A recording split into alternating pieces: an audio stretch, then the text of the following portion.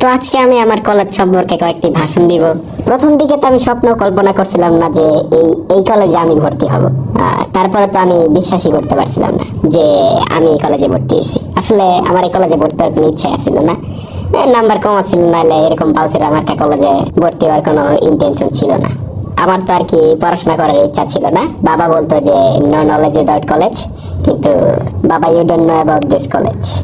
যদিও এই কলেজ আমাকে অনেক কিছু শিখিয়েছে যে কিভাবে প্রেশার হ্যান্ডেল করতে হয়। সহজ ভাষায় বলতে গেলে পরীক্ষার আগের রাতে ফুল সিলেবাস শেষ করা।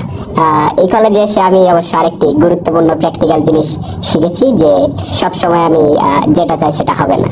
যেমন কলেজে আসার আগে ভেবেছিলাম যে অনেকগুলো গার্লফ্রেন্ড বানাবো, অনেকগুলো প্রেম করব, কিন্তু বাল্লা ফেলাইতে পারিনি। সবগুলো মোচারের মতো দেখা যায়, বান্দি বান্দি। আর যেটা সুন্দর দেখা যায় ওটি নয়তো বয়ফ্রেন্ড আছে আর নাইলে খাওয়া মান, বাকি দু একটা যা থাকে পাত্তা দেয় না।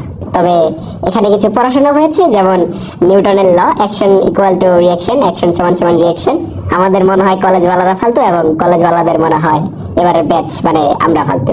এই কলেজের আরেকটি গুণ হচ্ছে এরা খুবই চিপাচাপা থেকে প্রতিভা খুঁজে আনতে পারে। যেমন স্কুলে থাকতে আমি সবগুলো বিষয়ে পাস করেছি এবং এখানে এসে আলহামদুলিল্লাহ প্রায় 8টা সাবজেক্টে ফেল করেছি।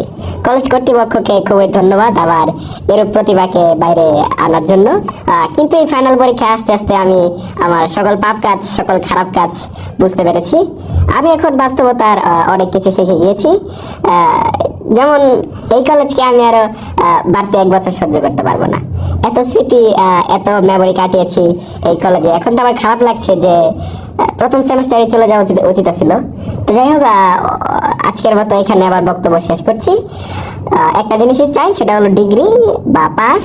সেটা পর ভুলে ওই কলেজের দিকে আর তাকিয়ে দেখবো না। ধন্যবাদ।